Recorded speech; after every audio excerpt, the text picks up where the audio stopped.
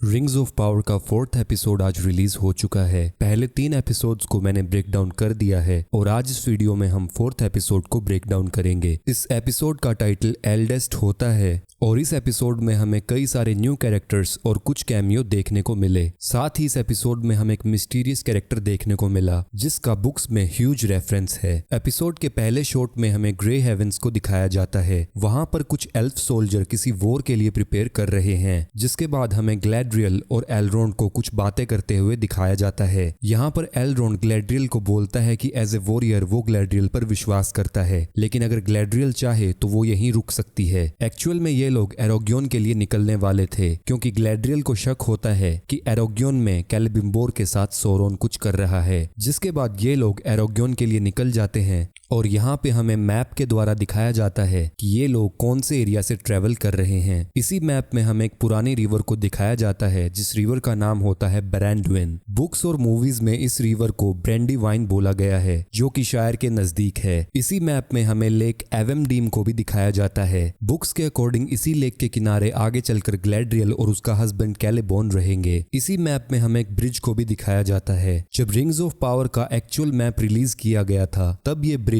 इस मैप में नहीं था और इस एरिया को देखकर मैं बोल सकता हूं कि ये इलाका ओल्ड फॉरेस्ट का है। आगे चलकर लॉर्ड ऑफ द रिंग्स के इवेंट्स के दौरान इसी ब्रिज को ब्रैंडीवाइन रिवर ब्रिज बोला जाएगा। इसके बाद एलरोंड और ग्लैड्रियल एक ब्रिज पर पहुंचते हैं जो बीच में से टूट चुका था और उनके पास और कोई ऑप्शन नहीं होता है अपना रास्ता बदलने के अलावा। यहाँ पर ग्लैड्रियल की रिंग्स फिर से ग्लैड्रियल को कुछ विजन्स देती है जिसे वो एलरोंड के साथ शेयर करती है, लेकिन एलरोंड यहाँ पर उसकी काउंसिल नहीं लेना चाहता। इसके बाद हमें स्ट्रेंजर की कहानी दिखाई जाती है। यहाँ पर स्ट्रेंजर नोरी और पोपी को ढूंढ रहा होता है और यहीं पर वो टॉम बॉम्बेडेल से मिलता है। टॉम बॉम्बेडेल के ऊपर मैंने एक प्रॉपर वीडियो बना रखा है, आप लोग डिस्क्रिप्शन में उसका लिंक चेकआउट कर सकते हैं। टॉम बॉम्बेडेल के कैरेक्टर को वैसा ही दिखाया गया है जैसे वो बुक्स में था। एक्चुअल में टॉम बॉम्बेडेल एक मिस्टीरियस कैरेक्टर होता है जिसके बारे में ज्यादा इन्फॉर्मेशन नहीं है, लेकिन हमें ये पता है कि वो मिडिल अर्थ पर सबसे पुराना लिविंग बीइंग है और इसीलिए इस एपिसोड का नाम भी एल्डेस्ट रखा गया है। यहाँ पर टॉम बॉम्बेडेल स्ट्रेंजर से कुछ क्वेश्चंस पूछता है जिस पर स्ट्रेंजर बोलता है कि उसे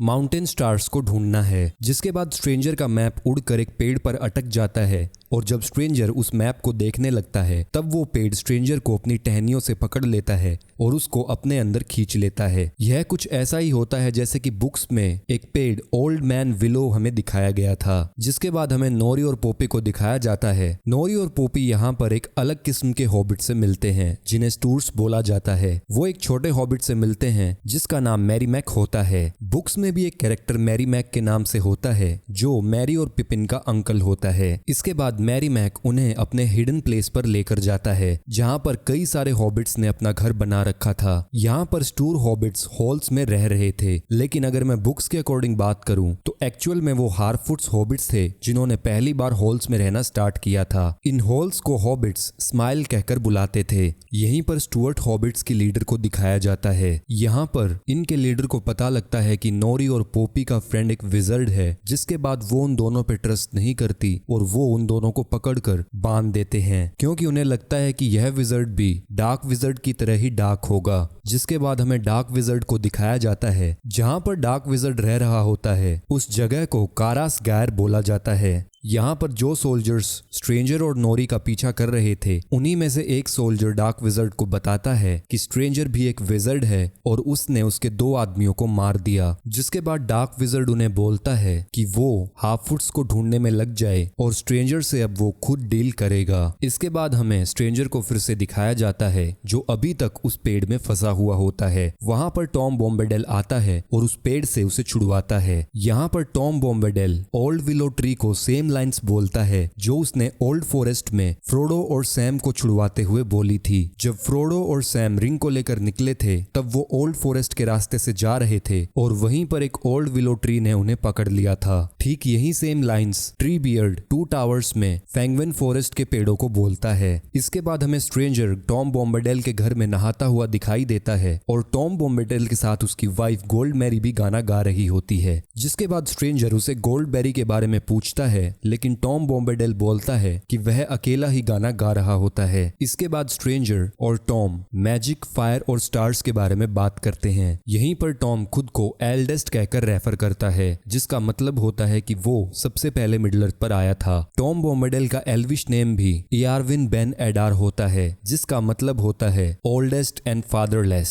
इसके बाद इन दोनों के बीच में जो भी कन्वर्सेशन होती है वो सेम वैसी ही होती है जैसा कि फ्रोडो और टॉम बॉम्बाडेल के बीच में फेलोशिप ऑफ रिंग के दौरान हुई थी। और इन दोनों की ये कन्वर्सेशन देखकर मोस्ट प्रोबेबली लग रहा है कि स्ट्रेंजर ही गैंडोल्फ है। इसके बाद वहां पर कुछ सोल्जर्स अपने घोड़ों के साथ आते हैं, जिसके बाद टॉम बॉम्बाडेल स्ट्रेंजर को डार्क विजर्ड के बारे में बताता है। इसके बाद टॉम बॉम्बाडेल और स्ट्रेंजर सोरन और उस डार्क विजर्ड के बारे में और बातें करते हैं और टॉम बॉम्बाडेल स्ट्रेंजर को बताता है कि कैसे स्ट्रेंजर को उन दोनों से ही डील करना होगा ताकि डार्कनेस मिडिल अर्थ पर ना फैल पाए। इसके बाद हमें एलरॉन्ड की कंपनी को फिर से दिखाया जाता है जो साउथलैंड के रास्ते से एरोग्योन जा रहे होते हैं और यहीं पर बैरोवाइट्स उन पर हमला करती हैं। एक्चुअल में बैरोवाइट्स को विच किंग ने बनाया था जो कि थर्ड एज के इवेंट्स होने वाले थे, लेकिन इस शो में बैरोवाइट्स को अभी से ही दिखा दिया गया जो कि थोड़ा सा स्ट्रेंज है। लेकिन यहाँ पर ग्लैड्रिल बताती है कि उन्हें सोरोन ने जगाया है। इसके बाद एलरोंड को गिल-गैलेड के द्वारा भेजे गए मैसेंजर्स की बॉडी दिखती है जिसे वो पहचान जाता है और यहाँ पर ग्लैड्रियल बोलती है कि ये काम इन बैरोवाइट्स का है जो कि सोरोन ने इनसे करवाया है। इसके तुरंत बाद बैरोवाइट्स उन पर हमला करते हैं और यहाँ पर उन्हें पता लगता है कि उनके वेपन्स बैरोवाइट्स को नुकसान नहीं पहुंचा सकते, जिसके बाद एलरोंड बैरोवाइट्स के वेपन ही उन पर यूज करता है और एक एक करके बैरोवाइट्स को खत्म कर देता है। जिसके बाद वो बोलता है कि बैरोवाइट्स को सिर्फ उन्हीं के वेपन से खत्म किया जा सकता है। यह इन्फॉर्मेशन भी बुक्स के अकॉर्डिंग एक्यूरेट है, क्योंकि जब फ्रोडो और बाकी हॉबिट्स को बैरोवाइट्स पकड़ लेते हैं जो कि मूवीज में नहीं दिखाया गया था, तब हॉबिट्स उन पर उन्हीं के ब्लेड से हमला करते हैं और वहीं पर मैरी एक बैरोवाइट से उसका ब्लेड ले लेता है, जिससे आगे चलकर वो विच किंग के पैर में घुसाता है, जिससे विच किंग इंजर्ड हो जाता है। जिसके बाद एविन विच किंग को मार देती है। इसके बाद एल्व्स जब आपस में बात कर रहे होते हैं तो वो इस जगह का नाम टीरियन गोर्थेड बताते हैं। इसके बाद हमें इसिल्डुर और एरोंडेर को दिखाया जाता है जो कि जंगल में थियोन को ढूंढ रहे होते हैं, लेकिन उन्हें थियोन नहीं मिलता। इसके बाद एरोंडेर यहाँ पर उन लोगों की बॉडीज को देखता है जिन्हें एंट्स ने मार दिया था। इसके बाद एस्ट्रिड एरोंडेर और इसिल्डुर को सजेस्ट करती है कि उन्हें फॉरेस्ट के नॉर्थ में ढूंढना चाहिए और यहाँ पर एरोंडियर को एस्ट्रिड पर शक हो जाता है। जिसके बाद जब इसिल्डुर एस्ट्रिड के पास होता है तब एरोंडियर इसिल्डुर को बता देता है कि इसकी नेक पर एडार का सीजल है। जिसके बाद वो लोग एस्ट्रिड को बंदी बना लेते हैं और एस्ट्रिड उन्हें फॉरेस्ट में लेकर जाती है ताकि वो लोग थियोन को ढूंढ सकें। इसके बाद जब वो जंगल के रास्ते से जा रहे होते हैं तब इसिल्डुर और एरोंडियर एक दलदल में फंस जाते हैं जहाँ पर एस्ट्रिड उनकी मदद करने की कोशिश करती है, लेकिन तभी वहां पर पता लगता है कि उन दोनों को एक बड़े वोम ने निगल लिया। जिसके बाद एरोंडियर उस बड़े वोम को मार देता है और उस एनिमल को वो एक नेमलेस थिंग कहकर बुलाता है। अगर मैं इस चीज का रेफरेंस निकालूं तो बुक्स में भी गैंडोल्फ ने नेमलेस थिंग्स के बारे में जिक्र किया था। गैंडोल्फ बैलरोग से लड़ने के बाद जब गैंडोल्फ द वाइट बन जाता है तब वो बताता है कि डीप डाउन मिडिल अर्थ में कुछ नेमलेस थिंग्स भी एग्जिस्ट करती हैं जिनके बारे में खुद सोरोन को भी नहीं पता। ऐसे ही एक क्रीचर को हमने फेलोशिप ऑफ रिंग में भी देखा था जिसका नाम होता है वॉचर ऑफ द वॉटर, जो मोरिया में घुसने से पहले फ्रोडो और फेलोशिप के मेंबर्स पर हमला करता है। इसके बाद हमें हाफ फुट्स को दिखाया जाता है जिन्हें स्टुअर्ट्स हॉबिट्स ने बांध दिया था और यहाँ पर स्टुअर्ट्स की लीडर मैट्रियार्क को जब पता लगता है कि इन हाफ फुट्स का लास्ट नेम बैरोज है तब वो उन्हें कहानी सुनाती है कि उनका एक एंसेस्टर मिडिल अर्थ के वेस्ट में एक ऐसी जगह को ढूंढने निकला था जो कि पूरी तरह से हरी भरी थी और जहां पर वो होल्स बनाकर सारे हॉबिट्स को रख सकता है, और वो उस जगह का नाम भी बताती है सूजेट। एक्चुअल में सूजेट शायर का पुराना नाम होता है। मुझे ऐसा लग रहा है कि शो रनर्स ने हॉबिट्स के लिए एक अलग ही ओरिजिन स्टोरी बना दी है और मुझे लगता है कि फाइनल सीजन तक वो लोग शायर को डेवलप कर देंगे, लेकिन यह देखने लायक होगा कि क्या शो रनर्स शायर का कनेक्शन आर्नोर से भी दिखाएंगे या नहीं। इसके बाद वो लोग जब विजर्ड के बारे में बातें कर रहे होते हैं तब नोरी उन्हें बताती है कि उनका फ्रेंड काफी जाइंट है, जिसके बाद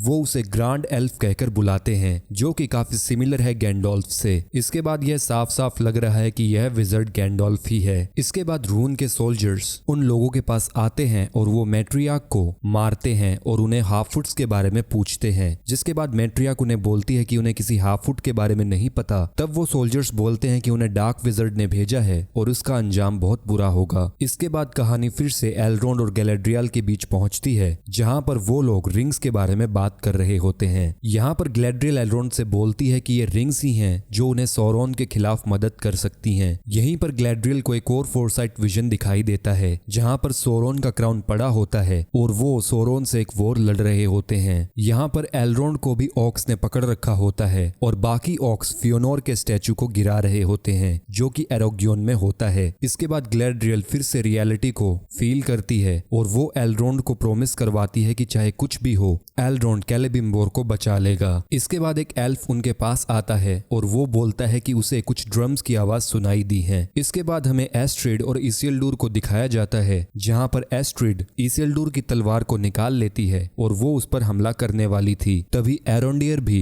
अपने एरो से एस्ट्रिड पर निशाना लगा लेता है। एस्ट्रिड की तलवार देखकर एंट्स जग जाते हैं और वो एस्ट्रिड पर हमला करते हैं। एरोंडियर उन एंट्स को शांत करवाने की कोशिश करता है। वो उन्हें बोलता है कि वो ग्रीनवुड से है और वो ट्री एंट्स का दोस्त है। आई गेस एरोंडियर यहाँ पर ओसिरियन की बात कर रहा है। पहले मुझे लगता था कि एरोंडियर ग्रेट रेन्यून के ग्रीनवुड से है, लेकिन जिस लैंग्वेज को वो यूज कर रहे हैं और जैसा एरोंडियर का आर्मर है वो ओसिरियन के एल्व्स पहनते थे। इसके बाद एरोंडियर एंट वाइफ को विश्वास दिलाता है कि वो उनके फॉरेस्ट को प्रोटेक्ट करने के लिए यहाँ पर हैं। अगर एंट्स की कहानी की बात करूं तो वेलार्स ने उन्हें इसलिए बनाया था ताकि वो उन पेड़ों को बचा सकें जिन्हें इंसान बहुत ज्यादा काट रहे हैं, और यही कारण होता है कि आगे चलकर एंट्स सोरोमन पर हमला करते हैं। इसके बाद एक मेल एंट वहां पर आता है और बताता है कि ऑक्स उनके जंगलों को बर्बाद कर रहे हैं और एक ऑक आर्मी उस फॉरेस्ट के अंदर से जा रही है। यहाँ पर बेसिकली वो एडार की आर्मी की बात कर रहा होता है। इसके बाद एरोंडियर सिंडेरियन एल्विन लैंग्वेज में कुछ बोलता है और वो एंट वाइफ को शांत करवा देता है। इसके बाद एंट्स थियो को एरोंडियर को सौंप देते हैं। इसके बाद हमें दिखाया जाता है कि एरोंडियर नॉर्थ की तरफ जाता है ताकि वो ऑक्स को हंट कर सके। इसके बाद हमें एक मैप शॉट और दिखाया जाता है।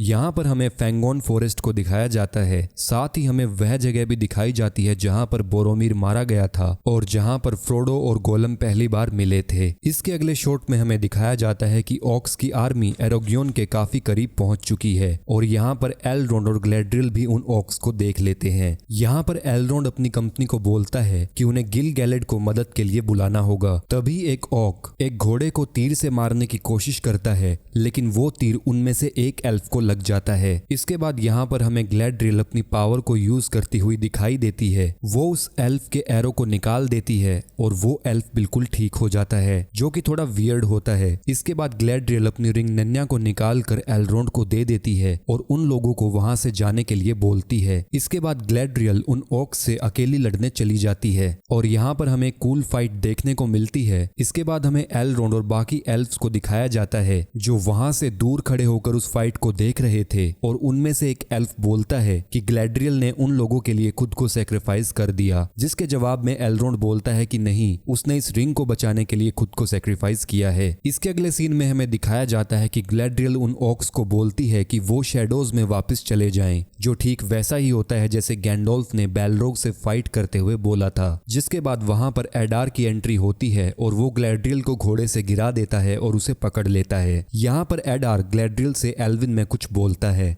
ये वर्ड्स होते हैं एलन सीला लूमेन। ये सेम वर्ड फ्रोडो के द्वारा बोले गए थे जब वो फेलोशिप ऑफ रिंग के दौरान गिल्डोर से मिलता है, और यहीं पर इस एपिसोड को खत्म किया जाता है। अगर मैं इस ओवरऑल एपिसोड की बात करूं तो ये एपिसोड बाकी 3 एपिसोड से उतना अच्छा नहीं था, लेकिन फिर भी ये सीजन पहले सीजन से काफी बेटर चल रहा है। सो आई होप ये लोग इसे कंटिन्यू रखेंगे। If you like this video then hit the like button and subscribe to my channel. Thank you, take care.